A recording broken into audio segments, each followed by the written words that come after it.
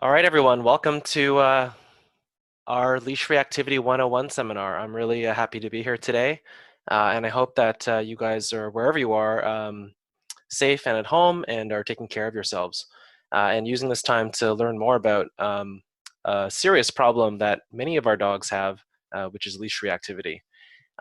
Before we begin, I do want to make sure that all the technology and bits and the technical aspects are working. So would you mind opening your chat window? And you'll see in the chat window, I did type in a message like we'll begin at 12. So I'm just going to type in hello. And if you wouldn't mind, just type hello and maybe mention what city you're from and also tell us the breed of dog you have. And we can all learn a little bit about each other. Susanna from Toronto. We have Susanna has a Eurasier. Aaron from Oakville. Scary from Toronto with a Havanese. You can see there's a lot of people, so I can't read that fast. It's coming at me like a stock ticker on the news. But let's just take a look and see who we have with us.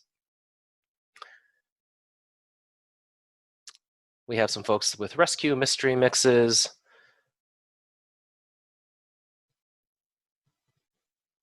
Amazing, guys.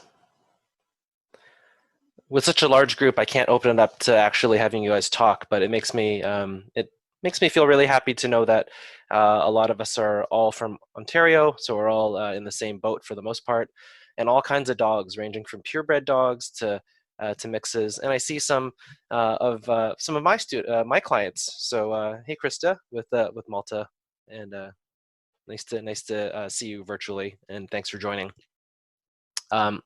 So anyways, great that the technology is working, and obviously you can see the slide deck and my talking head correctly. So with that, why don't we begin with the content for today. So firstly, a little bit about me and a little bit about us. And I'm going to open up with a picture of my very first dog. So in 2006, I adopted my first dog I ever owned. I never had a dog as a kid, and this picture speaks a lot of in that I'm walking this dog on a flat collar with a retractable flexi leash. It's been tangled around a tree, and he's trying to get out. So I actually didn't know a thing about dogs when I got my first dog over 14 years ago, and his name was Duke. He was a rescue beagle. He was 3 years old when I got him. But after an initial 2 to 3 month honeymoon period after adopting him, he very quickly developed leash reactivity, and I found myself very overwhelmed. And by month 6, it was increasingly frustrating, stressful, upsetting to walk with him, and he caused me a tremendous amount of heartache and embarrassment. But at the same time, like the moment I brought him home, the moment I adopted him and rescued him. I loved him from the bottom of my heart, and I was committed to do whatever it takes to help make things better for him and for us. So, fortunately, after just a very short amount of time of random experimentation, which included doing things like eating food from his food bowl, getting on all fours, insisting that I walk through doors before him, it didn't take me very long to realize that was all a bunch of BS. And fortunately, I did hire a behavior consultant who taught me a lot of the things that I'm going to talk to you about today. And that really got me started on a path of learning that helped me help Duke. And in doing so, that level of interest in how do I help a dog that's reactive? Like, what can I do to make things better?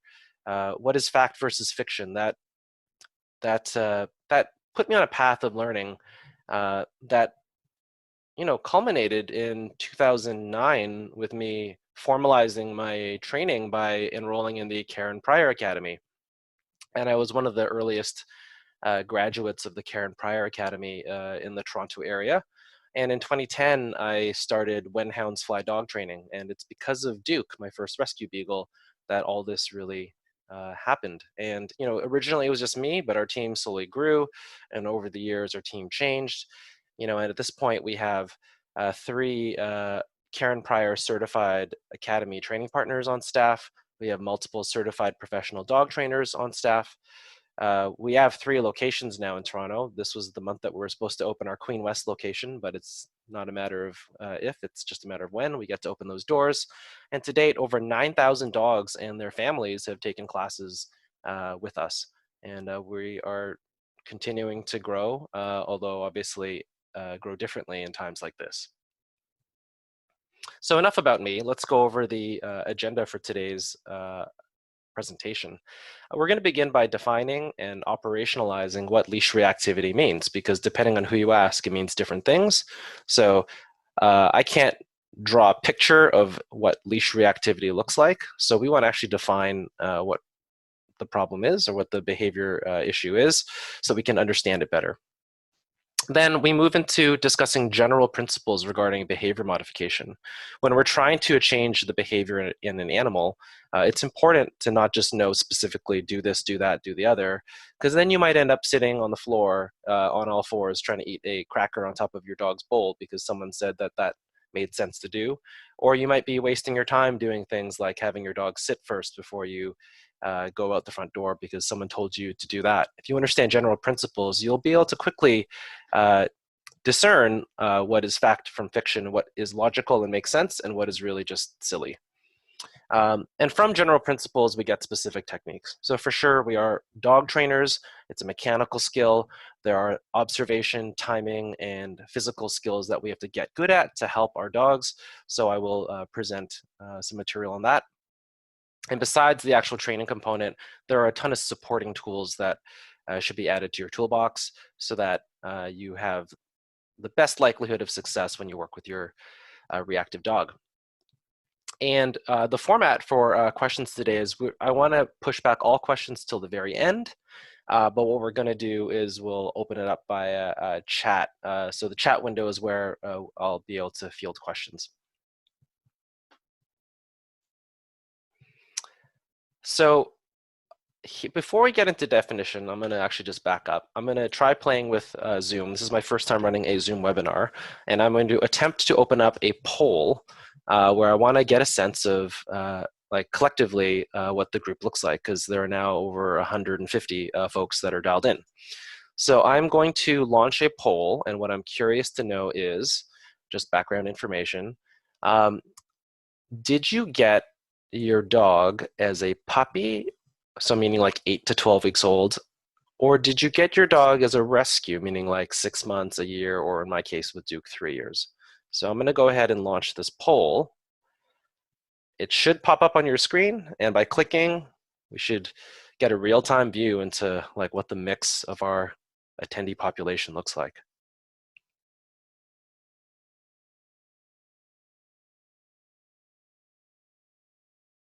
So the voting is winding down. Almost everyone is submitted for the most part. So I'm going to just pause it here.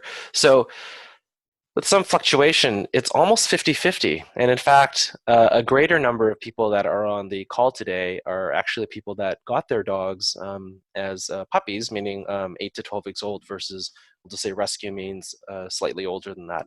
So I definitely think it is a myth that these behavior issues are all restricted to people who rescue dogs that have problems, and that really any dog can develop these issues, because it is not just a problem with rescue dogs specifically. So I'm going to go ahead and close that poll, and let's carry on with the presentation.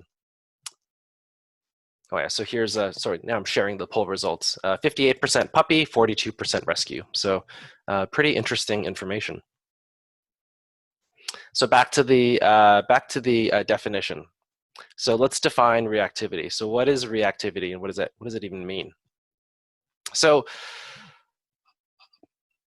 my definition of reactivity, when we say this dog is reactive, is that we really mean that the dog is having an overreaction to certain stimuli. So all things react, right? So if I'm walking down the street and I hear a noise, especially if it's slightly loud, I will probably look in the direction of the noise and try to figure out what it is. Any dog walking down the street, if they see a person or a dog appear on the sidewalk, will probably pause and take a look. All things react. However, we're not shooting, so what we're shooting for is not a dog that reacts to nothing or simply doesn't look or notice the existence of another dog in the street. What we're really concerned about is when that reaction becomes what we define as abnormal, abnormal being an overreaction. So things like you see in the picture here, like lunging on leash and spinning in the air. Overreactions might include things like at a distance, intense staring and fixation. It might include whining, where you can feel like the dog is possibly getting frustrated. It may include lunging, where they very aggressively pull to the end of their leash or harness. It may include barking as well. So that's how I'd like to operationalize what we call leash reactivity, meaning reactions in a category that most people would regard as an overreaction to a stimuli. Now, there are two types of reactive dogs as we sort of define them. And I want to have you guys think about whether your dog fits into type A or type B. And for simplicity's sake, we like categorizing them as either frustrated or fearful. So what does that exactly mean? A frustrated greeter might do things like this. On leash, when they see a dog, they might whine, they might cry, and they might bark. But when that dog is actually, when that frustrated greeter is allowed to actually get to the dog that they want to meet, they end up just sniffing calmly and wandering off, or sometimes they engage in play behavior. So they might throw a play bow, they might jump in the air, they might spin in circles, they might bounce in and out. A lot of times owners of frustrated greeters will tell me, oh, he's only like this when he's on leash and he can't get to the dog. He loves to play with dogs at the off leash and he always does great at the off leash dog park. So for the sake of categorizing our audiences today, a number of you probably have dogs that fit under the frustrated greeter category. Now the other category is what we would define as fearful and aggressive. So fearful and aggressive dogs, they often do behavior like this. They'll see dogs at a distance and you'll see them stiffen.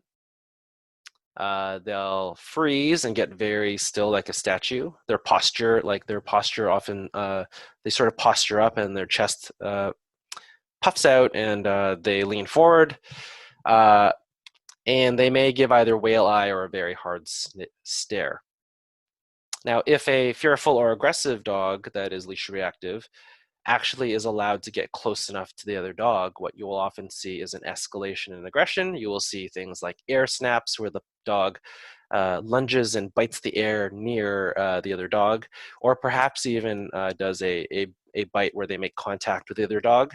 And that could range from extremely inhibited, where literally all the other dog gets is some saliva on their fur, or can include bites where the other dog is actually hurt.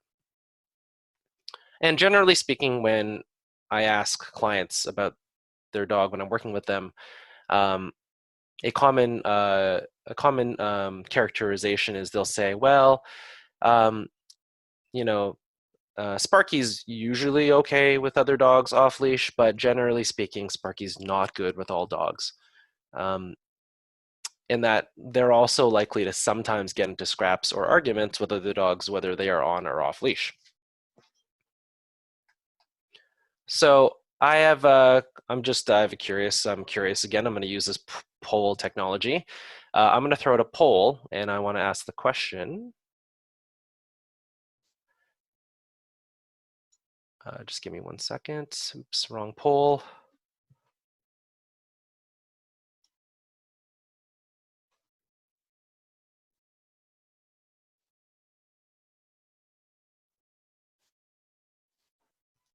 The next question I'm going to ask is, Do you think your dog is a frustrated greeter or a fearful? And I've got three options. There's a not sure option if you can't really box it in.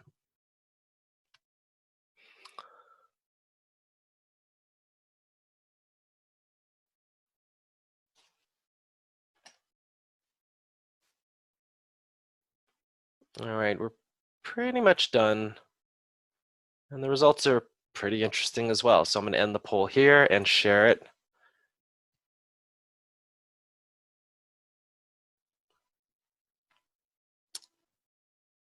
All right, so here's the poll results that that I was able to receive. Almost a 50-50 split between frustrated and fearful. So 40% frustrated, 41% fearful, and 19% not sure. And I'm going to guess that if you're not sure, because I've seen this commonly over the years as well, the answer is it depends, meaning depending on the dog that your dog is faced with. Sometimes they meet and they're happy to play. Other times they respond fearfully. So obviously there's a context. But generally speaking, it looks like here we do have a pretty even distribution of dogs that just want to play and can't control themselves and are legitimately, like they have some legitimate concerns about their safety. So there was a comment in the chat box about not being able to see the poll. So, sorry if it's not working. It should appear as a pop-up, but in the end, as long as you're getting the content, I guess that's the most important. And so just pausing for 1 second. A question was asked, what is a whale eye? A whale eye is when a dog turns their head to the side. If you can see my little talking head window, they turn their head to the side from the thing they're worried about, but then they look at it from the corner of their eye. So it could either be signs of anxiety with the dog where they're concerned about a trigger, could be staring intently, but also they could be concerned and simply be looking away but keeping an eye on the thing they're worried about.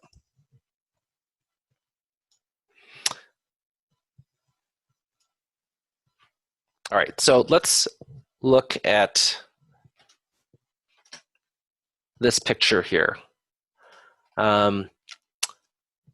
The dogs aren't actually on leash, but what I want to actually focus on here is the body language that you're looking at this picture.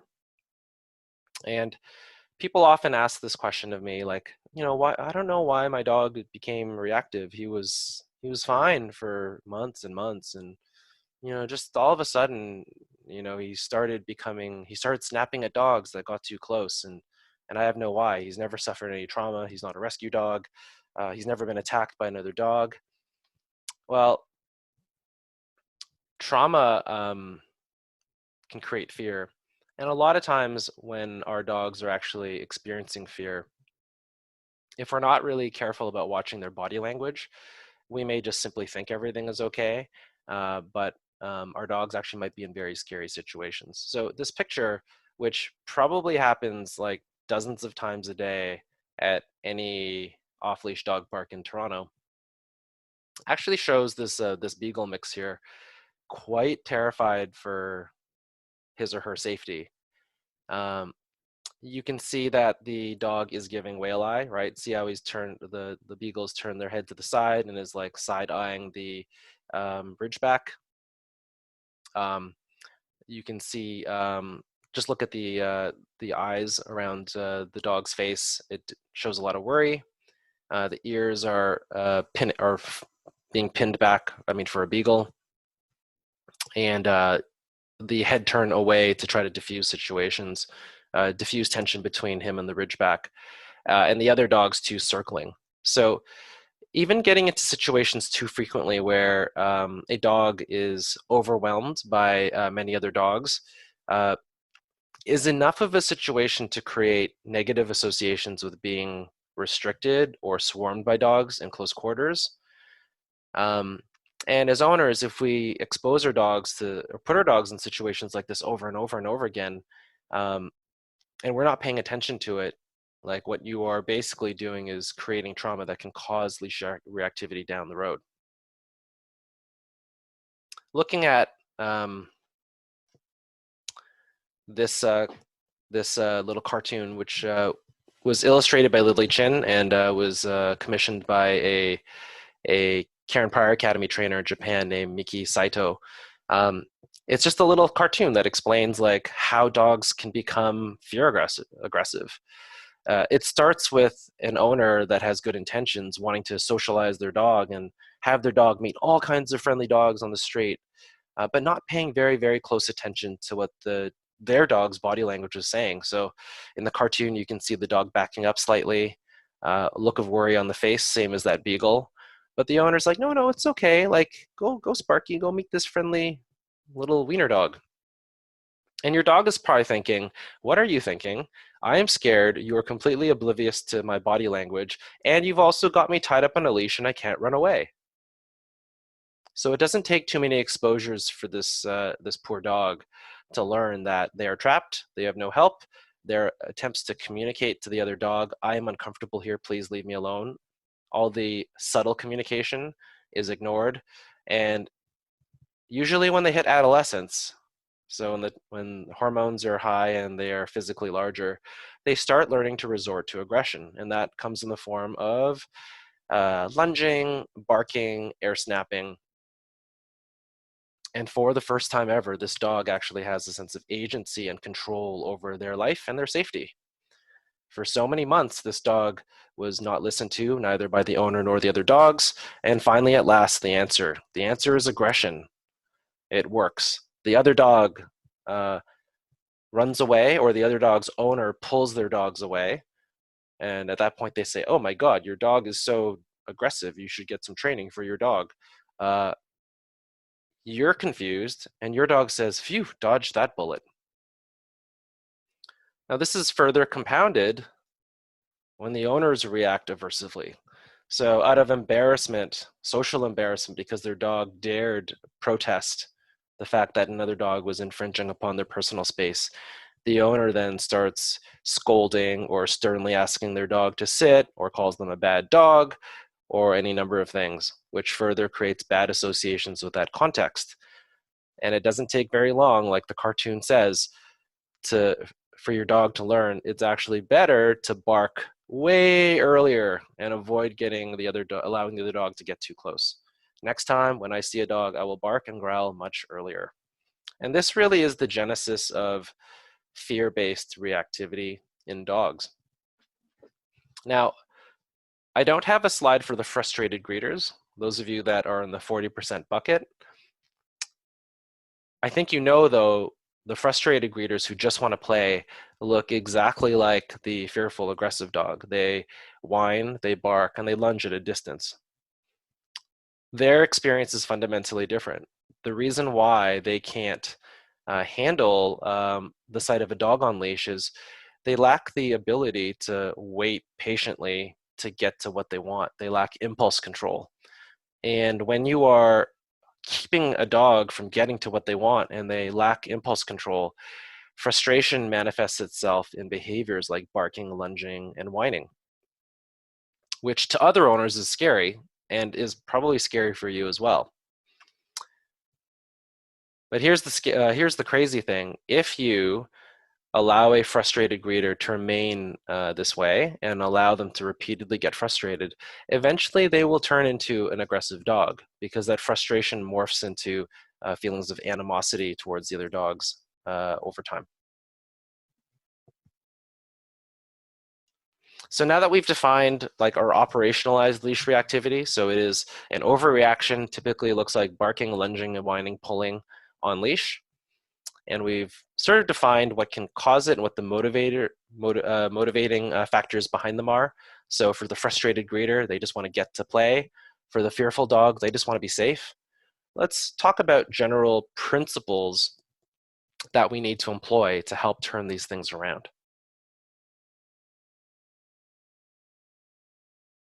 So for the frustrated greeters, if we could draw a little cartoon bubble over the frustrated greeter's head, what might they be thinking? They might be thinking, oh, I'm so angry that I can't get to play with you right now.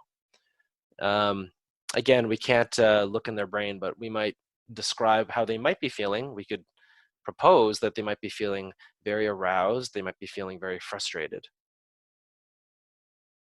And what should our approach be? We really just need to teach them that calm behavior in this situation is the best thing you can do. Calm behavior will also get you the ability to meet other dogs. Help them learn what behaviors they need to do to be able to get them what they want, which ultimately is just to go socialize. And how about the fearful, aggressive dog? How should we think about them? Well, if you could draw a little bubble over their head, they might be saying things like, I'm stuck on this leash and I'm going to die. And that is not hyperbole. They are worried for their safety. They can't run away, and a threat is encroaching upon their personal space. What kind of emotions could we posit they might be feeling? I would say panic. And when you panic, you don't really act rationally. So what is the approach we're going to take with these fearful and aggressive dogs? Well, they're feeling a lot of anxiety, fear, and concern for their safety. So the approach we take, and we'll go into detail shortly, is the approach of using desensitization and counter conditioning. And in the end, what are we trying to do? We're trying to teach this fearful dog, one, that they are safe, but two, that calm behavior, non-aggressive behavior, non-reactive behavior is effective in making the scary dog go away and preserving their own safety.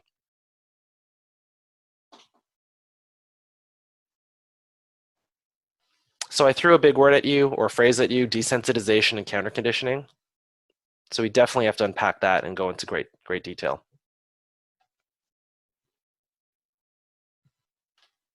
So when you have a dog that is fearful, legitimately fearful, and concerned about their safety, I want you to think about how your dog is feeling as a phobia, because that really is the best, most accurate way to think about it. Do you have a fear of snakes, evil clowns, insects? Maybe if you have a fear of insects, the picture of this cockroach on your screen is already making you feel upset. And for me, I have a severe fear of heights, and when I watch YouTube point of view videos of people doing roller coasters, I actually get quite upset, or at least scared. And you couldn't pay me enough money to play like a VR game that like simulated falling, because I would literally probably freak out.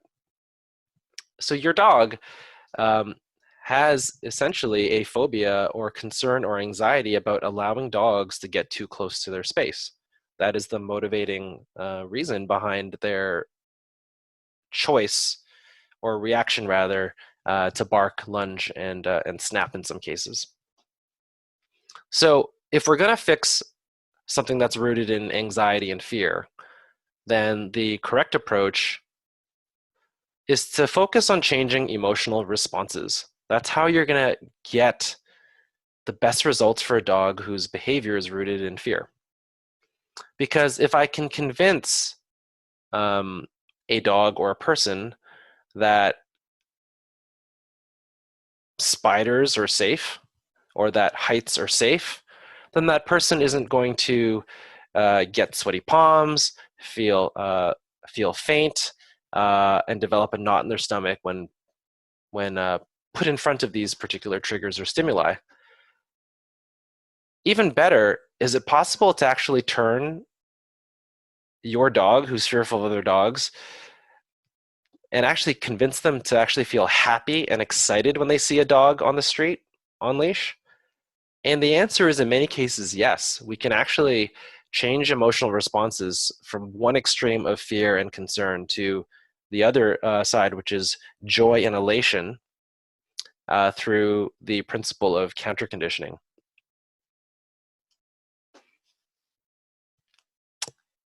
Counter conditioning is basically the stake rather on the side. So everyone here knows in general the story of Pavlov and Pavlov's dogs, but it is important to just go over it very briefly. Pavlov discovered by pure accident that when dogs in his laboratory saw people in lab coats enter the room, the dogs would actually start salivating uncontrollably and involuntarily, whether or not the people in the lab coats that were entering were there to feed them or not. And the reason why the dogs would salivate automatically is because there had been very consistent pairing of people in lab coats meant that I was going to get food. So the sheer sight of someone with a lab coat to those dogs in the laboratory caused them to have anticipatory reflexive responses in the form of, I am getting food, I can't wait.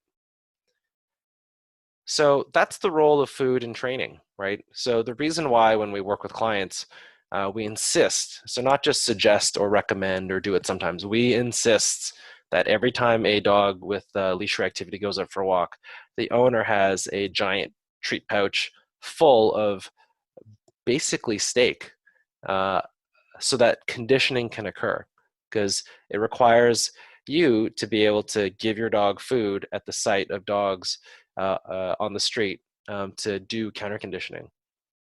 And I think a lot of people know this because we'll often get people that come to us saying that I tried using food and so on and so forth with usually mixed results. Just pausing for 1 second. There was a hand raise, but if you do have a question or an issue, if you could just type it into the webinar chat, that might be easier for me to respond to whatever concern you have. But I can't promise I can necessarily help everyone out. So, oh, that was an accidental hand raise. Okay, well, let's keep on going. All right, so we talked about steak and using food. So yes, if you have a reactive dog, our first instruction, one of our first instructions is you must have food with you when you take your dog out for a walk, no exceptions. And I think a lot of people know that. But the second part of the equation is the desensitization part. And this is where people often, when they start DIYing it, they really get it wrong. So desensitization would work like this. If I had a fear of heights and I went to go see a therapist, like a trained therapist that knew what they were doing, I highly suggest they would say, you know what you should do, Andre? Tomorrow you need to go to the CN Tower, conquer your fears, and do the edge walk. I think most people know that would be a bad idea and generally not recommended in modern psychology or or counseling or therapy, because it would likely cause me to actually just freak out and soil myself. So too often when people are working with a dog reactive dog, they effectively do that. They'll do things like, oh, well, he's reactive, so let me take him to the dog park to have him meet more dogs. Oh, well, he's reactive, so let's practice having him meet dogs on leash more and more until he gets used to it. So that's basically the opposite of desensitization. Desensitization, if it was for a fear of heights, might involve, I mean, as crazy as this sounds, the first one might be me sitting in a chair thinking about being on a high place. Or it might involve me stepping up on a step stool and hanging out there for a little bit. Or it might involve me playing those VR games where I pretend to be at a certain level of height but know that I'm safe. Because that sort of exposure would be controlled and in a dosage that I could handle such that I didn't trigger myself to get physiologically nauseous or upset. So the equivalent for our dogs when we do desensitization should be this.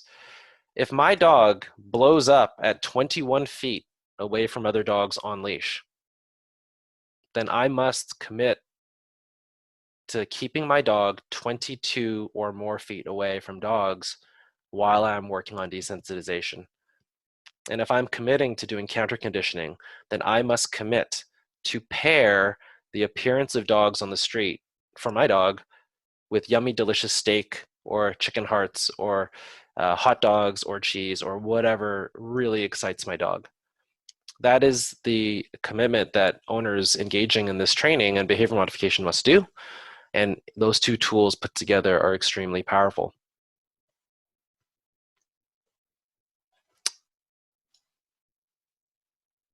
Now, going back to, like, again, newbie mistakes, like especially these days on YouTube, you might be lucky and you might find the correct video that sort of shows somebody doing reactivity training with a dog, and you see them with treat pouches, and people just try to like DIY it themselves. I want to call out the first newbie mistake. The first newbie mistake that people do by accident, unintentionally, when they use food in their attempts to do desensitization and counterconditioning, and it is this.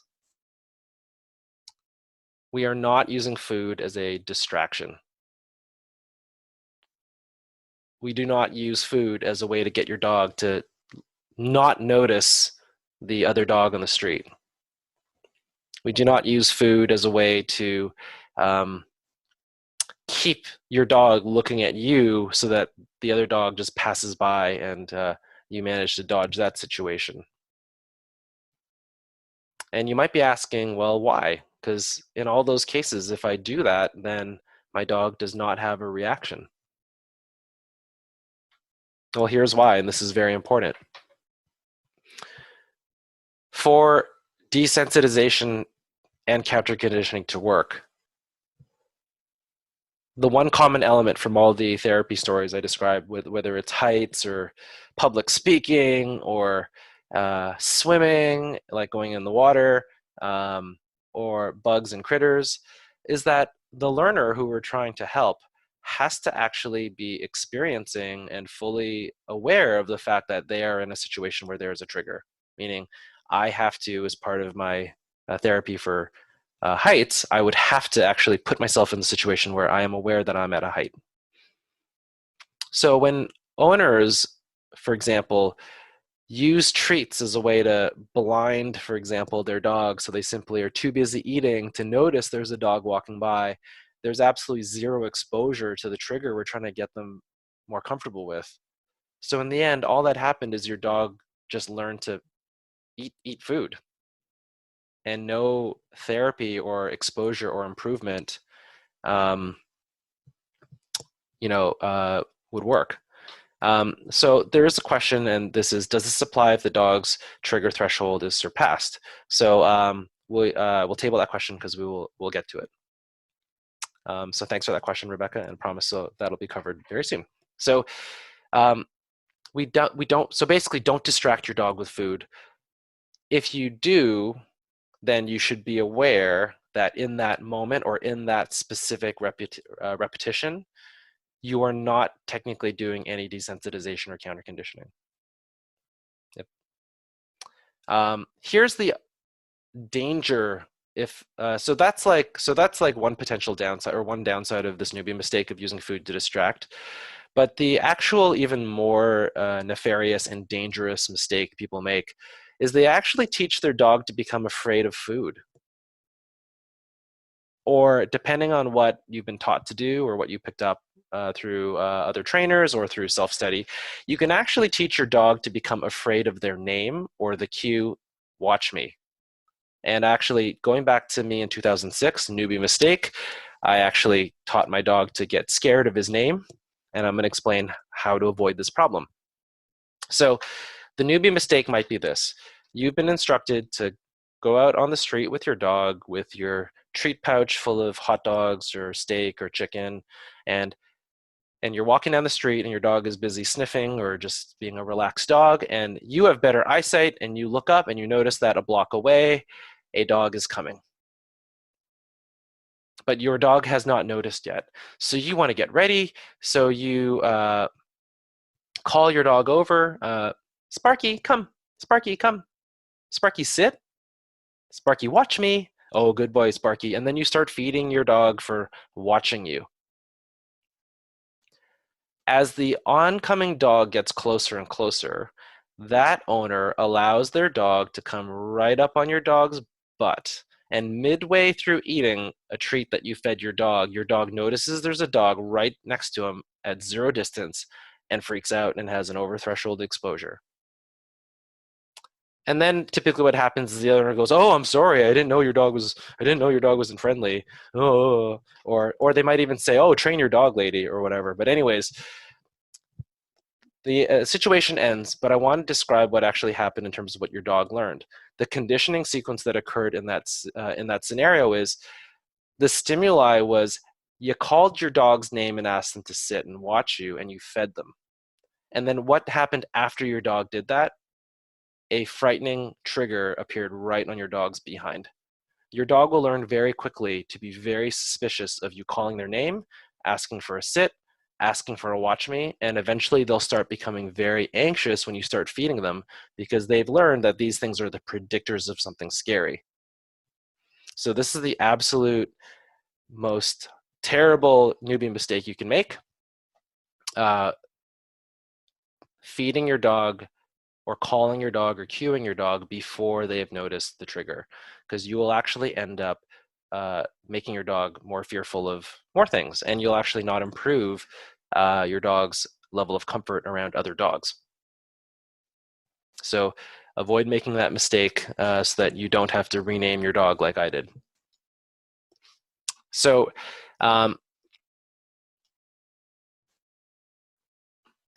let's continue working with key principles. So before we even get into training, before we start talking about, oh, I'm sorry that, so Newport wrote, I already made that mistake. So don't worry, you're just gonna have to change all your cues. Like, it's not that big of a deal. So your dog's name might be Poison, just give them a nickname and then just start from scratch. It's no big deal. I stopped calling Duke Duke and I started calling him Boo Boo, and then that was it. That was his name for the rest of his life, and then we're all good. And then over time, he forgot the bad associations. So, sorry, back to the presentation. So management is the first principle. You want to make sure that before you begin any sort of behavior modification plan, you don't let your dog practice the exact behavior you're concerned about. So whether it is a frustrated greeter or a fear reactive dog, you will get nowhere if 20 times a day your dog barks and lunges and 5 times a day you're successfully able to do some training. Because it's $5 in the bank account, $20 out of the bank account. Behaviorally, you're bankrupt. So you basically have to first have a hard look at what you need to do before beginning training to avoid putting your dog in situations where they will go over threshold. So again, using the example of 21 feet, all right, my dog can handle 21 feet, but no closer. So I got to do 22 and up.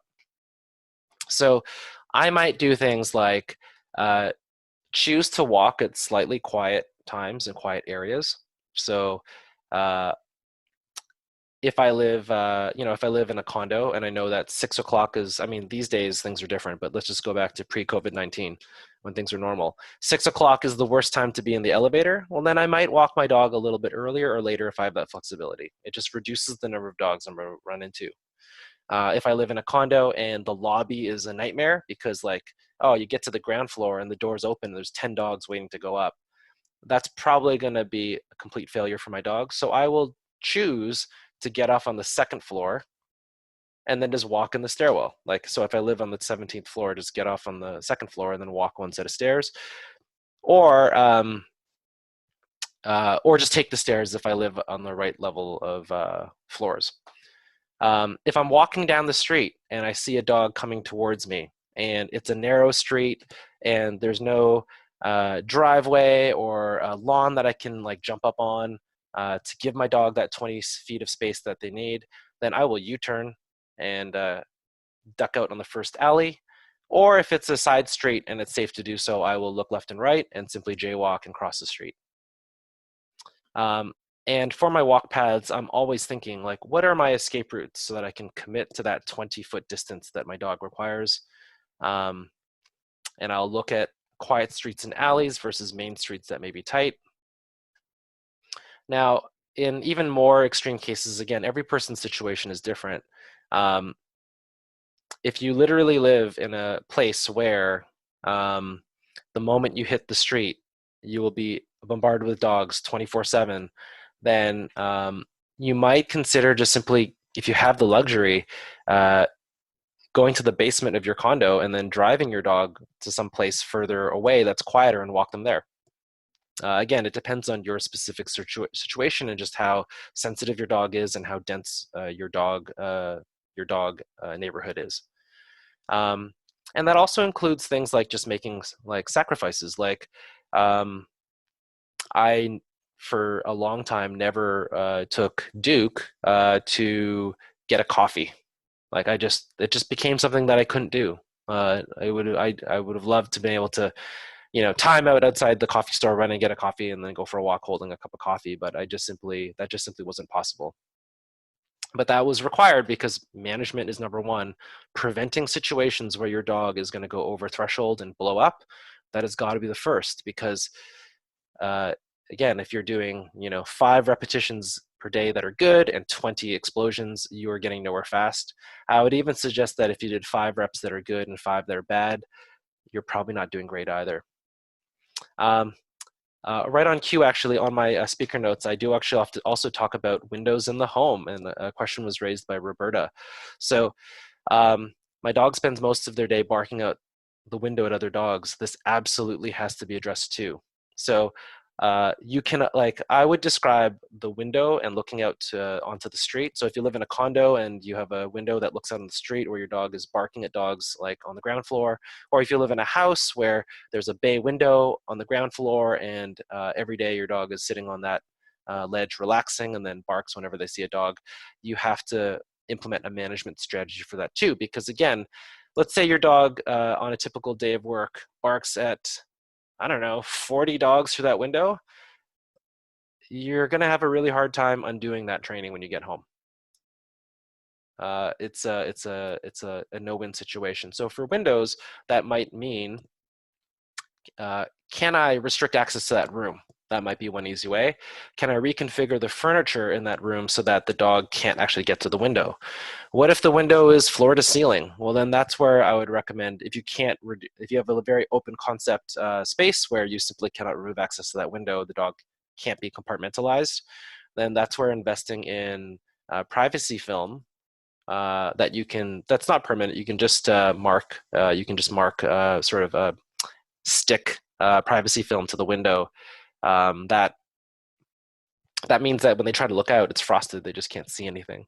And in general, when dealing with reactivity, it's just not good to let your dog practice getting freaked out. So if your dog barks at people and dogs, I would just simply remove access. And a comment that Lauren made in the chat, which is great, is, yeah, she used a baby gate to block off that area. And great. So instead of practicing the unwanted behavior 20 times a day inside when you're not home, you got it down to 0 inside. These are the first things that you have to implement.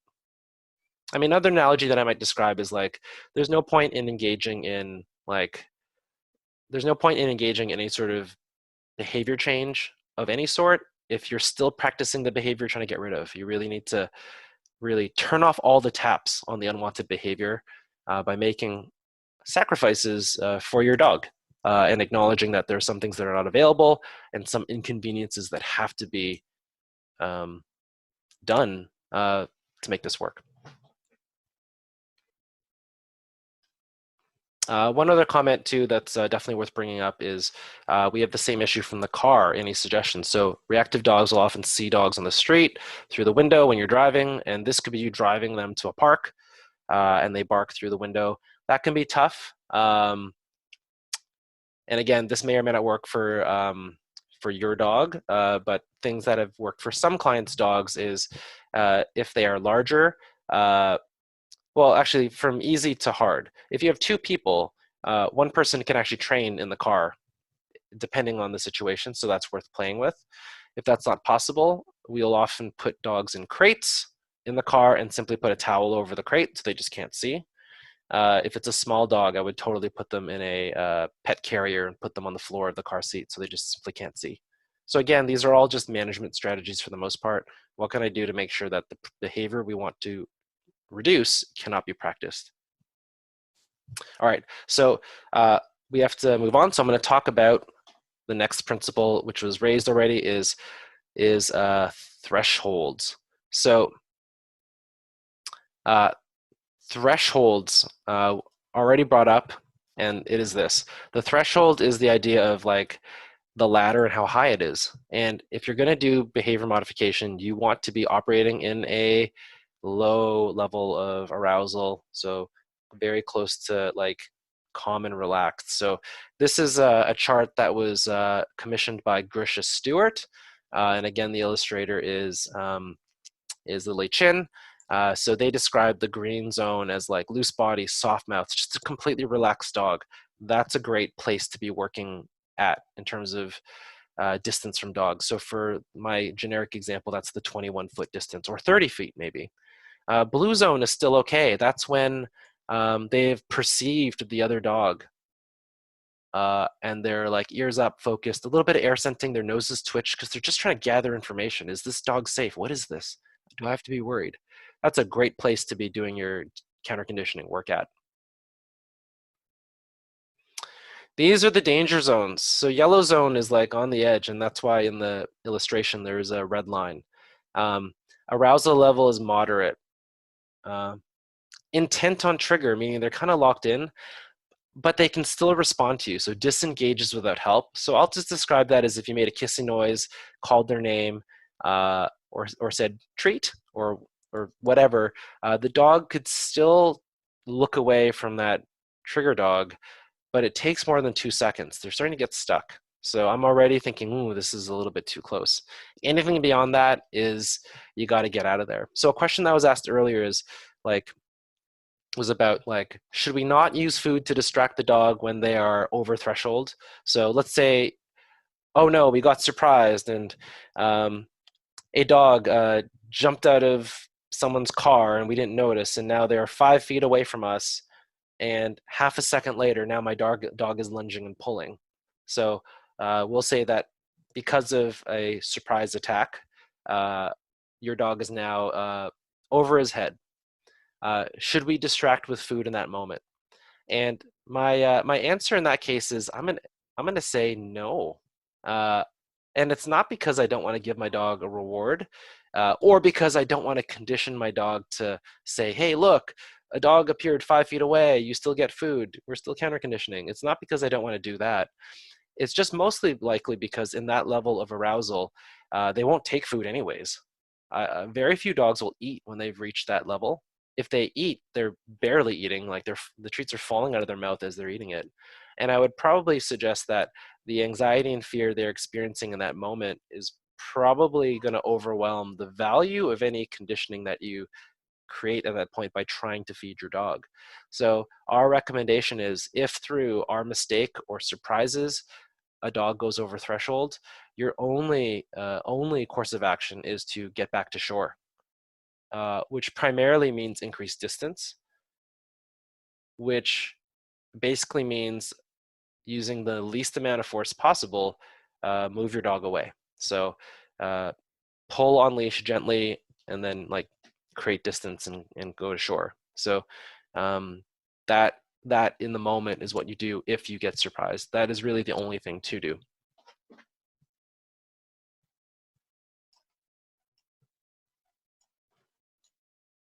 So I want to sum up these general principles. So again, we're still on general principles. I haven't even shown any videos of training yet.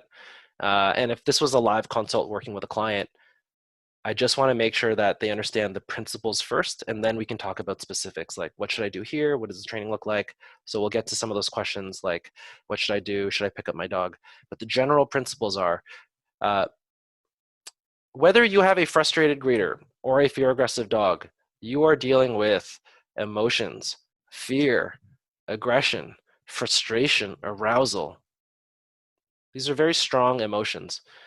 And the strongest thrust that makes the most effect is to actually help change your dog's emotional associations with those triggers, with dogs, while they're under threshold, because that's where the conditioning works. It doesn't work when it's over threshold. And over time, if your dog is not frustrated, why would they bark and lunge? If they're not fearful, why would they bark and lunge? The bad behaviors, the quote unquote bad behaviors, go away if you change emotional associations. That's really what you need to focus on. And yeah, Solomon, this will be recorded, so don't worry if you have to duck out. You'll get to see the last half an hour of this. So hope you've, so yeah, that's for everyone. Okay, so that's the end of the general principle component. Let's now dive into specific techniques, like, should I pick up my dog? Where's the clicker? When do I feed? All these things. So let's look at techniques that have been developed that draw upon the principles described. So some of you may have heard this technique. It's been called many different things over the years. It wasn't called engage disengage when I started doing this, but it's a nice, I like the label. I think it was a trainer, another Karen Pryor Academy trainer named Alice Tong that created the name engage disengage, and I think she also commissioned these little pictures too, giving full credit to Lily Chin for drawing these pictures. Engage disengage is a clicker training technique that uses desensitization and counter conditioning principles to get the effect we want. And rather than describe the exercise in great detail, I'm going to play a video and then replay it with the narrative. So let's take a look at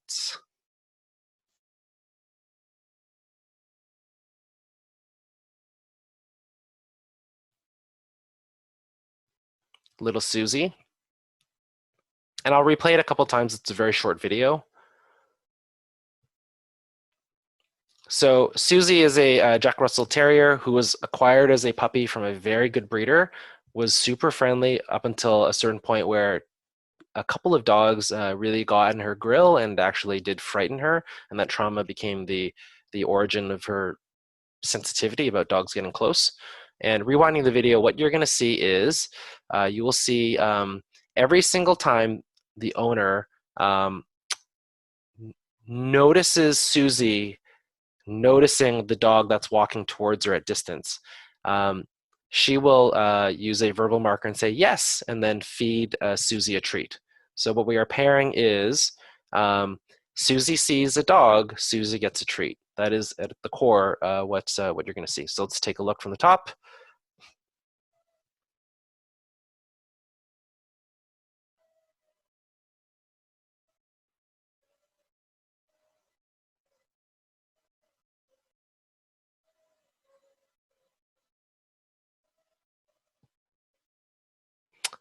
And what I want to emphasize in that video is just how the owners don't, I mean, you may not have heard the audio. I think the audio isn't shared, but it's not important.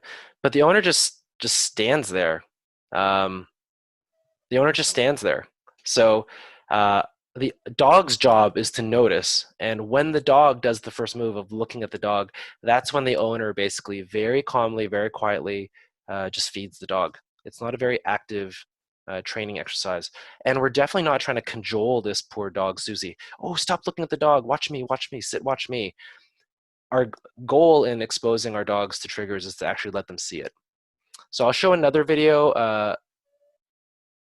that is the same technique, just with a different dog.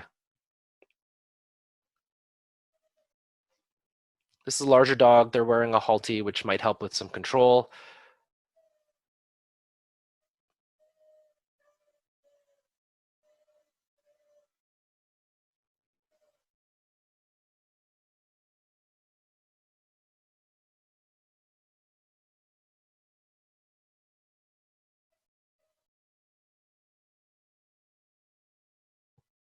Great, so that was Phoebe doing the engage disengage game. And then I'm going to show one more video of someone doing engage disengage at a much greater distance. So you may not even be able to see, like it's probably 100 feet away in this case, where this dog is watching someone at the other side of a field.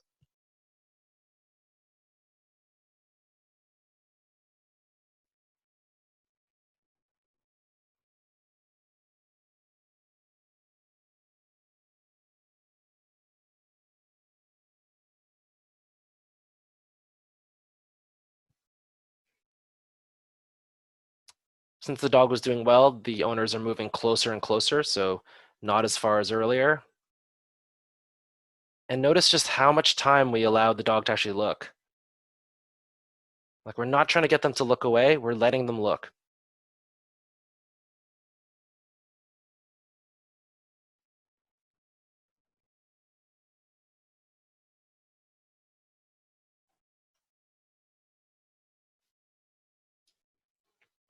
So a great question was asked was like, when do you move if you see that your dog is that you see the dog, that the trigger dog is oncoming, like walking directly towards you. So going back to the principle of desensitization, I'm promising my dog, I commit to you that I will not, to the best of my ability, not allow a dog to get closer than what you can handle. And if you are at 20 feet today, that's my commitment. So therefore, if I see the dog coming and at about the 25 or maybe 30 feet distance, that's when I'm moving left or right or turning around and ducking into the next alley or jumping onto someone's grass lawn, so that as the inbound dog passes, I can still honor that commitment. You got 21 feet, you're safe, buddy. And if I am ever in a situation where I cannot maintain that, I will not stay there. I will get out of that situation proactively so that I don't end up getting stuck like a bad game of Pac-Man.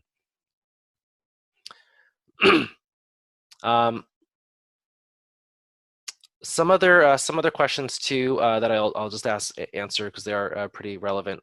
If the dog starts to react, would you stop treating? If the dog goes over threshold, get to shore. That's from the previous slide. And laying down in terms of a position, that's really the dog's choice.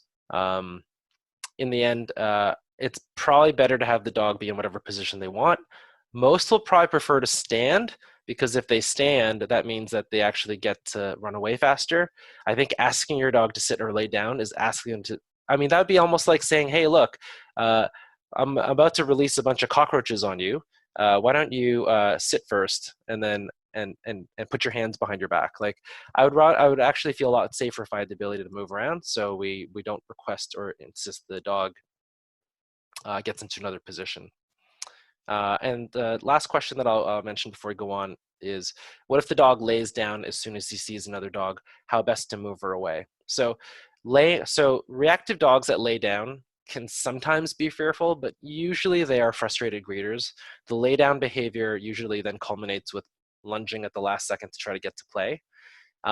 So if I have a frustrated greeter, I would want to be trying to do this training technique before the lie down occurs, because I would regard lie down and wait for friend to get to me as approaching that orange zone that I don't want.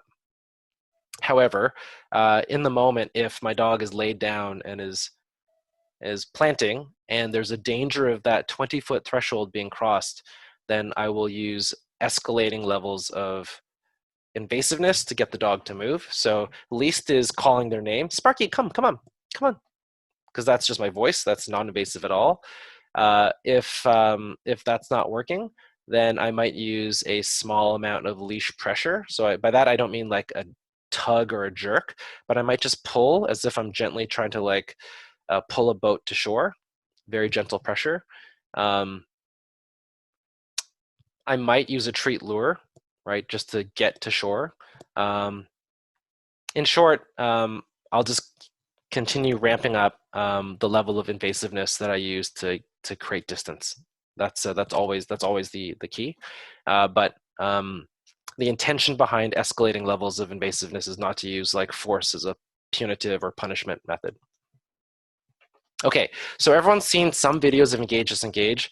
This is actually a really, really key technique in that it emphasizes, hey, Sparky, you're afraid of dogs or you're frustrated when you see dogs, have a good look. I've set it up so that you can look at this dog at a distance where I know you're not going to get too upset. And then by feeding when that occurs, we are creating those associations. Oh, I'm not frustrated when I see dogs anymore. I'm happy. Or I'm not fearful when I see dogs anymore. I'm quite happy to see them. And my owner keeps me safe. There's really nothing to be worried about here. So there are other things you can do. So engage, disengage is what you do when you take your dog out for a walk. And you walk carefully to try to preserve that threshold. What else can you do? Training setups. So, I mean, not these days, but hopefully very soon. Do you have friends with dogs or neighbors that have said, you know, I'd love to help you with Sparky. Could you text them or message them and ask them when they're going to go out for a walk? And perhaps knowing when they'd be out, have their cooperation that they maintain a distance so that you get to come in and out. That's one way to like sort of get a lot of repetitions in. Side note, people often do ask, well, how long is this going to take to get better? Like, how long will it be until my dog is fixed? Well, fixed, I mean, everyone has different definitions of fixed, so that's a big conversation. But how long will it take for my dog to get better? Well, it really depends on how many repetitions you get in and how good your management is. So if your management is as good as it can be, then it's all about how many reps you get in. So arranging for deliberate practice by arranging for people to supply dogs where you control distance, that's a great way to get a lot of repetitions in a very concentrated amount of time. In conjunction to just walking around every day in Toronto, you'll see dogs. Teaching exercise called relax on a mat can also be very, very helpful. So both for the frustrateds and the fearfuls, a lot of times they kind of have ants in their pants and they don't know what to do with themselves outside.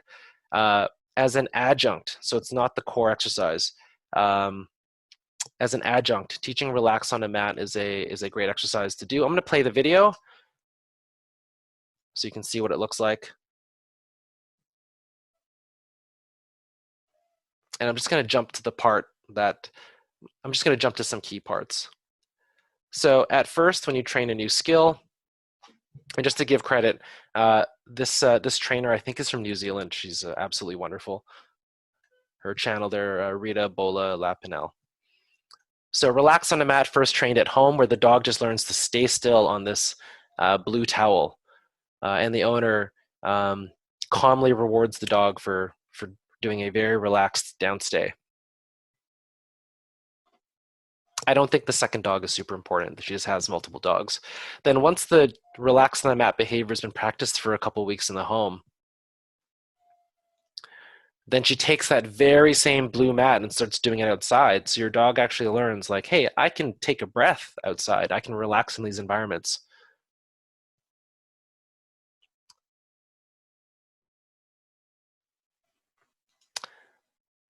And then once that's generalized, then she starts using relax on a mat plus triggers, in this case, people and dogs on the street.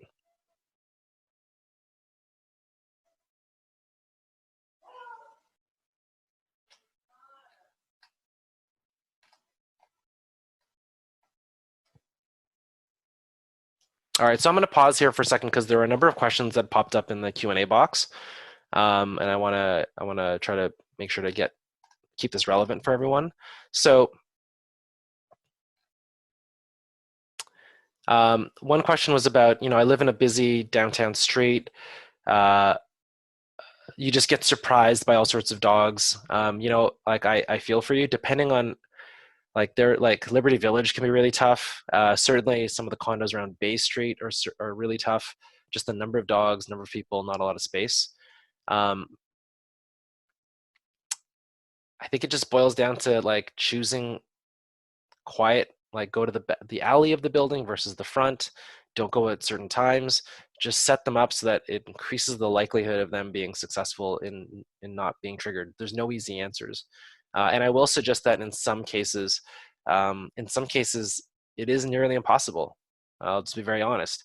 If you have a super reactive dog, and I mean their threshold is like 100 feet, which isn't most dogs are not that sensitive, but some are.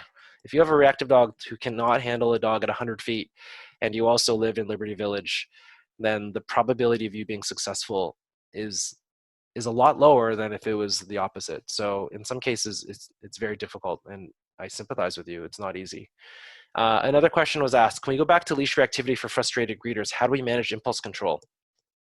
Okay, so this was brought up a little while ago. So hopefully some of this, the more recent stuff, has helped. The engage disengage technique works for frustrated greeters because it teaches your dog, I see a dog, I get treats. I'm happy, I'm relaxed. The exercises like relax on a mat, great for dogs that have impulse control because they're basically learning how to breathe and like relax, which is helpful in teaching a dog to learn patience. And then other questions are, my dog is very reactive, the leash isn't loose like in these examples. She doesn't look at me or respond to me in those situations. So if the leash is tight and the dog is pulling and lunging and is not reacting, well then going back to the zones, your dog is in the orange, red, or yellow zone, meaning too close to the trigger.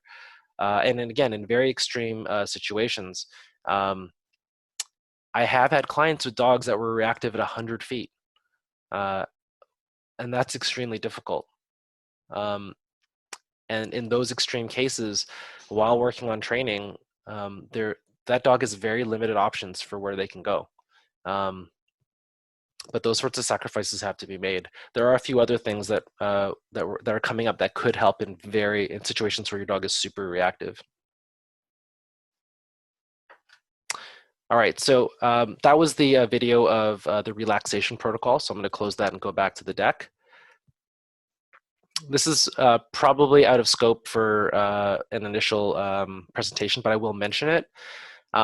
For frustrated graders and even fearful dogs, way down the road, and I'm talking months and sometimes years down the road, just to be perfectly honest, it can be possible to teach these dogs to actually meet other dogs nose to nose again. I don't have a video to show for this. It is on my list to actually film this. But what we actually teach them to do is how to meet another dog, quote unquote, normally, which is a skill that a lot of dogs don't have, which is normally a lot of dogs just pull, and then get to another dog and then jump on their head and try to play. Say hello, 1, 2, 3, let's go actually teaches the dog through training. Can you keep the leash loose as you meet another dog? Can you sniff another dog's butt for 3 seconds? And can I call you back and treat you at a distance? That is like the end game, or the penultimate, to actually get a reactive dog or a frustrated greeter to this point.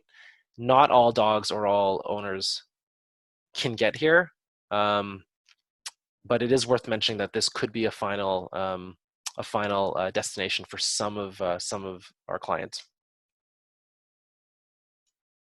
And what I want to bring up here is leash tension can also often make things a lot worse. So a lot of times dogs are reactive only when they're on leash, and a lot of times dogs are only reactive when the owner tightens up on the leash. So the video I'm going to show is a slow motion video of 2 dogs meeting, where both dogs are actually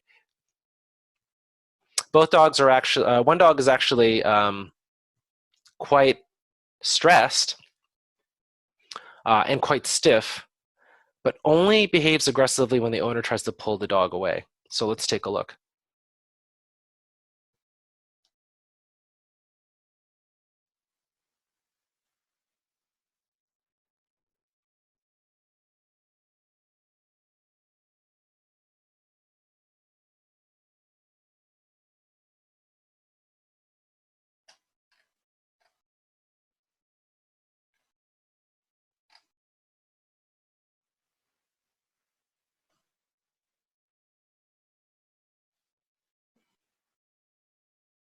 So the husky mix is not looking very comfortable here, right? With the forward posture, the hard stare, stiff body language. The brown dog is like saying, oh, please chill out, relax. But at this point, they are just communicating naturally. The brown dog is an expert, communicator, looking away and licking his lips and doing a lot of appeasement body language to say, I'm safe, relax.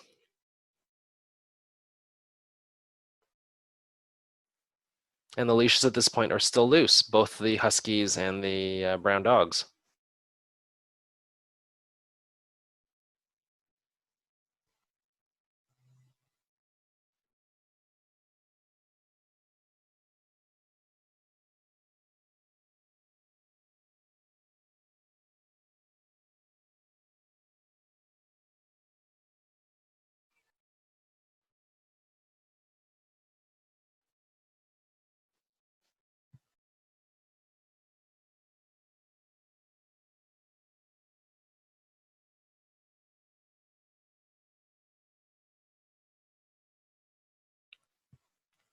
So the husky actually did a slight head turn, and now the owner pulls his dog back. Tension's created, and almost instantaneously, the dogs switch into an air snap. So I guess the point here that I want to make is be very mindful about leash tension when dogs are meeting. If you are in a situation where your dog ever meets, I would have probably in this case, if I had that husky, have called the dog using kissy noises, called their names. I might have even tickled their butt to get them to turn around, but somehow, but avoiding pulling on a leash in that sort of situation could keep a dog that is looking tense from actually engaging in aggressive behavior. So net, be aware of leash tension and how it can contribute to situations where maybe it would have been okay if you had kept the leash relaxed. So I'm going to give you some more useful skills and helpful aids as the last component of this presentation. So survival skills, like how do you maintain that 21-foot bubble that I described? The emergency U-turn. Train your dog that when you call their name, Sparky, come, that you do a 180 and run back to you so that if you need to, you can call your dog to create space, set yourself up in that position in the neighborhood where there's 20 feet, a 20-foot bubble, and then as that trigger dog passes by, use that disengaged technique of counter conditioning and desensitization so that they have a great experience and form good associations with that one specific dog. Pullovers are very similar too. Like if I live in a more residential area, I'll do this pretty often. Or in a more dense area where the sidewalks are a bit wide. I'm walking down the street, I see a dog coming. I'm on a very wide street or a small residential street. I'll simply pull over onto someone's lawn or driveway, or pull over to the absolute farthest corner of the very wide sidewalk that maintains that 20-foot distance I need, and then I do my counter conditioning and desensitization. This was asked earlier, should I pick up my dog? There's an asterisk there, and it is very important.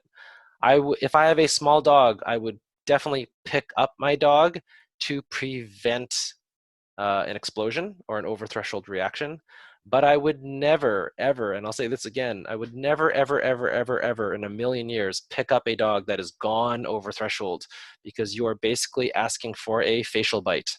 Dogs that are over threshold and are barking and lunging and air snapping will bite anything that is around them, including your leg, the leash, and if you pick up that dog that is over threshold, probably your face, and you will likely have to get stitches. So please do not pick up your over threshold dog ever. Just drag them away, like if you need to, gently, but just don't ever pick one up.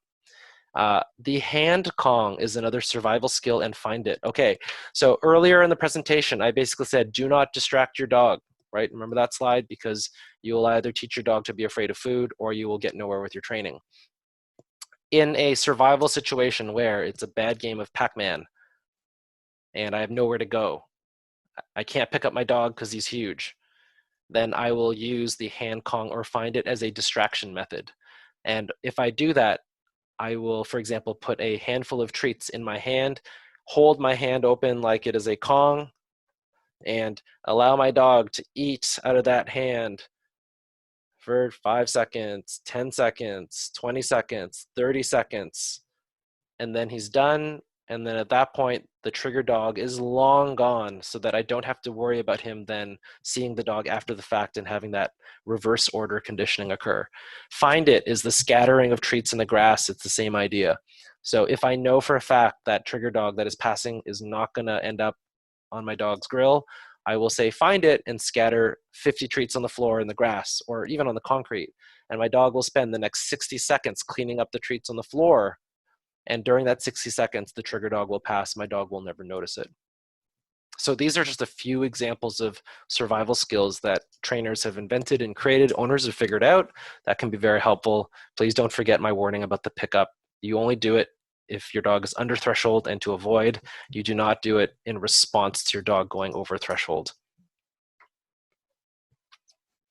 Other survival skills, the dreaded off-leash dog. I don't know about you, but I've noticed a lot more off-leash dogs since the city became quiet, because I think that owners of these dogs feel a lot safer. Thanks,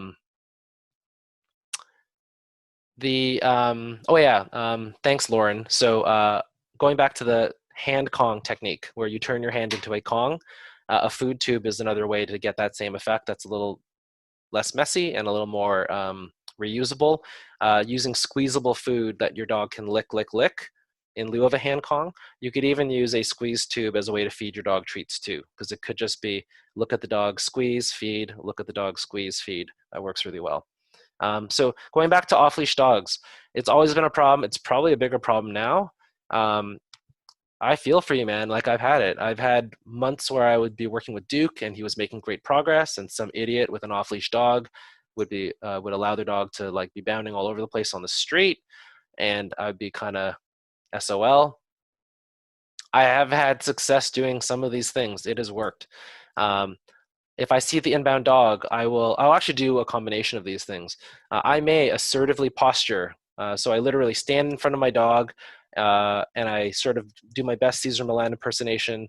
I stick my hand out and I say, hey, you, stop. And then I take a handful of treats and throw it at the inbound dog. Sometimes they are stopped in their tracks by the assertive posturing. Sometimes they're stopped when a treat bounces off their head and they stop to eat it. I'll not included in here is I will try the emergency U-turn and I will retreat as fast as I can, and hopefully that buys me some time to get away. And if I have a little dog who is not over threshold, I will use the pickup and then I can just turn around in 180 and like walk fast and avoid the off-leash dog altogether. But this off-leash dogs are really the bane of the existence of people that are working on reactivity. And I think everyone here would agree that they're not great to have in general in society. But I feel for you, it's tough. Other useful aids. We would recommend that for most dogs, a body harness would be best, because remember that husky that became aggressive with the pressure on the neck? I think that taking away pressure by way of a body harness as pictured is better. If you have a strong dog, we've had a lot of success with our clients using a 2 attachment point harness as pictured here. One of my clients actually just picked them up at PetSmart even, so they're becoming more available and more accessible. If your dog is a fear aggressive dog and they pose a bite risk to other people or yourself, training them to wear a muzzle is probably a good idea. There are muzzles that allow you to feed your dog treats still, so you can still do the work. It's just a layer of safety. You're gonna have to feed a lot of food, so get yourself a good treat pouch with a big opening. How about using a clicker for engage, disengage? It can help. I don't think, and don't get me wrong, When Hounds Fly teaches everything by clicker training, but I think when doing counter conditioning, the clicker is less important than the act of feeding. And the last point I want to bring up to some of you who made comments about, but my dog won't eat. How about the dog that has the 100-foot threshold? If you can't change the distance and you're already using the most high-value food possible, then the only other aspect that you can change, your only other lever, is the way your dog's brain and physiological systems work. Medication can take a dog that can explode at 100 feet, and with the right medication, have them stay cool at 30 feet. And if you're at 30 feet, you have a chance. If you have a dog that's so stressed and worked up that they can't eat outside, and you've done relax on a mat and they won't eat, then on the right kind of anti-anxiety medication, they start eating outside, and that's the beginning of your training. So it is definitely not just a last resort medication. Medication is not a last resort. We strongly recommend people who have dogs that have those extreme thresholds where they just simply can't even get started to contact their veterinarian and ask them questions about what kind of anti-anxiety medication might help in their specific situation. Here are some tools that are absolutely not useful, guys. So don't use correction tools such as slip leads, choke chains, prong collars, or shock collars. It is not because we don't say don't use these because we love dogs and we're gentle people and we think that they're cruel. I mean, those are all true, but that's not the reason why we tell people not to use these tools. The main reason why we use the real reason why we tell people not to use these tools is because we're working on an issue of frustration. We're working on an issue that's rooted in fear. And none of these tools will help your dog learn to relax. None of these tools will help your dog be more confident. The way they work is they simply teach your dog it is not okay to act this way. So they suppress their barking and lunging feelings, but their fear of that dog is the same. For the frustrated dogs, it simply teaches them, I can't bark and lunge, and I'm going to bottle up this frustration inside. And that can often have very unintended side effects. The other thing too is we spend all this time conditioning your dog to feel good and safe. They don't feel good and safe if they hurt. So it is, again, adding $5 in the good feeling bucket and then taking $5 out when you make them feel uncomfortable or painful. So that is why we do not recommend the use of these tools in behavior modification training. All right, so guys, we're getting close to the end of the presentation. It's an hour and a half and it's a lot of content, and we've just barely touched the surface, but I hope that I've given you like a good starting point. I am gonna answer a lot of these questions that are in the chat box in the remaining minutes, but I do have a few things that I wanna wrap up with. So in conclusion, you either have a frustrated or fearful dog or a mix of the two. But the main goal is let's change those emotional associations. Let's get them feeling calm. Let's get them feeling safe. Prevent practice of the unwanted behavior. Get out of that window. You can't let your dog bark out the window. I have to make changes to the way I walk my dog. Because if you practice this stuff over and over again, you just get better at it, which allows us to then do techniques that help change emotional associations and also teach alternative behaviors. Hey, if you want to stay safe, just chill. Look at the dog, look back at me, I'll give you a hot dog and I will keep you safe. You don't need to use aggression to maintain your level of safety anymore. How to get help. Stop going to Google, guys. I got help when I actually, again, in 2006, hired my first dog training consultant who taught me a lot of this stuff. Every dog is different, and reading a very generic manual doesn't really help you get nuanced advice. And that's where really I want to just tell you, like, it was worth every penny for me when I did it 14 years ago. And our company's been doing it for 10 years. A little bit of a plug, like we get feedback from clients like this. Rachel's experienced, knowledgeable, and she makes you feel super comfortable and confident. We had moved condo buildings and our dog had become reactive to some of the new dogs in the building, and in just 2 sessions, with Rachel, he's improved so much. She seems so much more relaxed and secure and excited. These are the feelings that we want to help our clients' dogs feel. And one piece of feedback from for one of our trainers, Stephanie. You know, we got him from Toronto Humane Society. We were told he was very dog aggressive and he wouldn't do well in a condo. But Stephanie was able to really help them through patience and giving clients confidence in their training.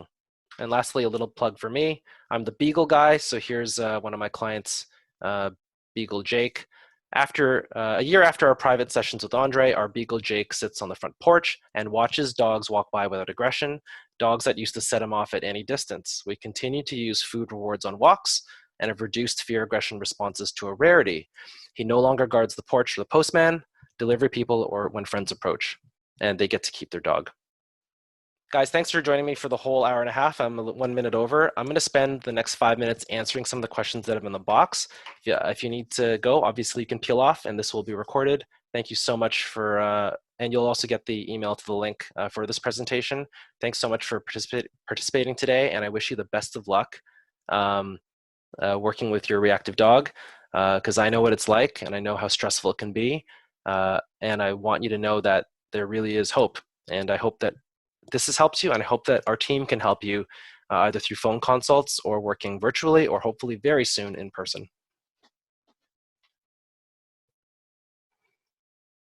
Thanks, guys. So I'm going to scroll back and look at some of the questions that appeared in the question and chat boxes. Just give me 1 second. So elevators is a common thing. So elevators are really, really tough. So our dog is only reactive in the elevator. He was bitten a couple months ago, but he barks and lunges coming right out of the lift. So I might suggest that if it's just in the lift, that's really where you should do some of your counter conditioning work. So he probably barks and lunges as soon as you leave the lift because he's anticipating something scary on the other side. So maybe what you can do is as soon as the elevator comes to a halt, meaning like it hits the ground floor, it makes the vibration, maybe there's a ding noise or there's a sound of the door opening, that's the trigger. Your dog is predicting something scary. That's exactly when you should just start feeding your dog and just feed your dog the entire time until you've left the elevator and well into the lobby. And then you're creating good associations with the very specific trigger of exiting the elevator. While you're working on that, though, it's super important to not let your dog get mugged or scared again by another dog. So that may involve being very careful in your exit so that you don't re-traumatize them by accident while you're working on that. General question, my dog is a demand barker for a lot of things, and he's also leash reactive. Should we concentrate on one thing at a time, or should we work on many things at once? That's a very difficult question to answer because it kind of depends. I think your dog is capable of learning more than one thing at a time, but we try to set our clients, our human clients, up for success. And if we give you a email or a write-up with 10 different things to work on, it just means that all 10 get done 20% well. So look at your own resources and what you have the mental energy and like emotional energy for, and maybe just focus on the first mountain that you need to climb. And maybe some things that aren't so important, you can just let slide. And I might suggest that demand barking for dinner, demand barking to play is a relatively benign annoyance, whereas barking and lunging at dogs on the street is probably more severe. That's just my opinion. Does this work with other things like cats and bikes? Absolutely. If you remember one of the videos, there was a dog laying down, and they were, it actually would have been hard to see, but the dog is reactive to both dogs and bicycles. So you can substitute the word trigger for whatever your dog's specific triggers are. Other questions that I've seen here. I think there was a nice communal chat about food. So, but the comment was, my dog loves playing with dogs more than any other food possible, steak, cheese, or hot dogs. So I'm going to recommend that you definitely do disengage with food, cheese, hot dogs, and steak at the distance your dog can still handle it, meaning that might be 25 feet, 30 feet. And I might suggest that teach your dog that if they manage to disengage properly at the 20 to 30 feet at a level that you like to think is cool, then make the final reward permission to go say hello. So just say, okay, good job, go say hi, and then quickly walk your dog who has stayed calm up until that point to go meet the other dog. And that way what your dog will learn, the frustrated greeters will learn, is if I do disengage, I get good things, I get treats, I get hot dogs, and then if I do it really well, the ultimate reward is my owner lets me go say hi, which is all they ever wanted to do anyways. And that ends up being the functional reinforcer for staying calm, as opposed to bark, lunge, pull to get to meet dogs to play. A comment regarding relaxation using food. Is the dog working and not actually learning to relax? Oh, that's Cindy. I'm not sure if you're still here, but dogs that are very food motivated can get very jazzed up when working on relax on a mat with food. So we would recommend for teaching relax on a mat indoors to use boring food like kibble or like crappy treats. That's probably the best way to not get your dog over aroused while working on it. In some rare cases, sometimes people will just use gentle praise and touch. But I would recommend to teach relaxation on a mat indoors, use low value food. If I'm taking relax on a mat outside, then I probably will still use the higher value food like the steak and hot dogs that people talked about. Other question, how important is socialization to a dog? Our dog is occasionally overreactive, so we've been giving him some time at a doggy daycare to expose him with dogs off leash. And he has been fine. Prefers to be with us instead of there, but he needs socialization. So that's a Monica's question. I think it depends. I've seen it depends, so I think it's worth trying. So if I have a dog that is generally friendly and safe towards other dogs, does giving them more time to meet dogs at a dog park or a dog daycare help them be less reactive on leash? Uh, I've seen that help, but I also think some dogs are very contextual, meaning they can learn to be very cool and relax with dogs off leash. But as soon as the leash goes on, all that exposure is out the window because the context has changed so dramatically. Um, which is why many dogs are only aggressive while on leash and not off leash for that very reason, or frustrated even. So um, I would say do it, but I would do daycare or dog park visits only if you feel like it benefits your dog and he looks happy being there. If he doesn't, then there's really no benefit, I think, in terms of his reactivity. I would just limit it and just focus on doing the techniques that were presented today. Um, I'll answer two more questions. So there were a couple of questions regarding very, very strong dogs, very, very big dogs, where I can't get her to focus at all, and I've got a really big threshold. So I think in those difficult cases, working with a professional trainer to help guide you through that would be my main recommendation. But as I suggested, um, if I've maximized distance, if I've maximized food, if I've done my best to set my dog up to be physiologically successful, but they won't eat a single thing outside, no matter what I offer, uh, then that would be an appropriate time to have a conversation with your veterinarian about whether medication could help in conjunction with training, but not instead of training. It's together. Um, Multiple dogs. If you have multiple dogs that are frustrated or reactive, my instructions would be to a client, you have to walk them one at a time. And I know that really sucks because that means that you now have to spend 3x the amount of time taking care of dogs in terms of giving them outside walks. But I don't think it's possible to commence reactivity training if you're trying to work with 3 dogs at the same time that have different thresholds. Now, later on, if you work with them one by one long enough, their reactivity may get down to a point where, if you are lucky, you can start walking them together because they're all manageable at this point. But initially, separate walks if you have multiple dogs. And again, I'm sorry, I can't answer all questions because there are a lot of folks, so I'm just picking the ones that I think could be the most beneficial in terms of being generally helpful.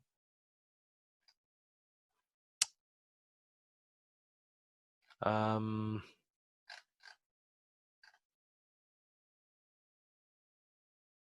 So one question from Caitlin was about we we haven't tested our dog off leash yet because we don't know how it'll go because the dog is leash reactive. But we have a feeling it might be okay based on his bio, so we would like to know, like, how do we even attempt that? So this can be very risky, and you don't want to hurt or traumatize another dog by accident, and you certainly don't want to worry another dog owner. And I certainly wouldn't take my unknown dog to the off-leash dog park and let them off leash and just cross my fingers, because I think that's that's why you're asking the question, because it's, you don't want to hurt members of the public. But there are ways to do it with reduced risk. Sometimes you might start by doing micro greetings through a fence. So would it be possible for you to arrange for having your dog meet another dog off leash but through a fence? Alternatives to that could be, could you muzzle train your rescue dog or your dog so that even if fighting occurred, damage would be minimal. There's no physical damage, although the psychological damage to their dog is still there. But those are some examples of ways that you might be able to try with reducing risk. I would never use the public, though. It would be through a helper dog or friend's dog. The other thing that you can do is a training setup could be done with a specific dog where you spend 60 minutes walking at a distance of 30 feet doing this technique. And a lot of times by the end of that long, boring session, your reactive dog may actually become very calm around that other dog, that the dog you've arranged for, and then that then puts you in a good situation to try a off-leash greeting. But again, using a layer of safety like a muzzle or some sort of fencing, so that if it goes bad, it doesn't go that bad. So guys, I really appreciate you guys being here. I hope I was able to answer some of your questions, and I hope that some of the questions I answered helped those of you that are still on the call. Again, if you want more help, please consider looking at our 30-minute phone consults, because then we get to talk about your dog and dissect it a little bit more. And then obviously as another path, getting direct coaching from us through private lessons, which are on sale till the end of the month. Those we can help with you virtually, and hopefully very soon we can also help with you in person as well. Have a great day, everyone. Thanks so much for being here, and I wish you all the best of luck.